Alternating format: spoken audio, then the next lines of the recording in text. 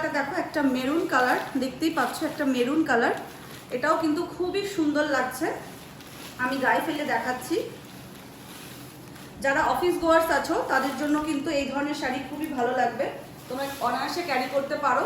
আর সামনে পুজো আসছে, পুজোতে কিন্তু তোমরা অনায়াসে কিন্তু এই ধরনের শাড়ি দিয়ে কিন্তু তোমরা সাজতে পারো।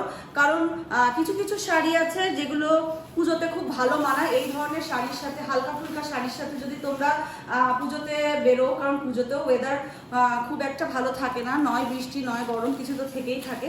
তো এরকম ধরনের হালকা শাড়ি পরে তোমরা কিন্তু খুব সুন্দরভাবে জাম জুয়েলারি বা ব্ল্যাক পলিশের দিয়ে তোমরা কিন্তু সাজগোজ করে কিন্তু বেরোতে পারো। মেকআপ আর্টিস্ট কিন্তু শুধু মেকআপেরই টিপস না, সাজগোজেরও অবশ্যই টিপস দেবে। তো এই হচ্ছে শাড়িটা, তোমরা দেখতেই পাচ্ছ, কালার কম্বিনেশন তোমরা দেখতেই পেলে।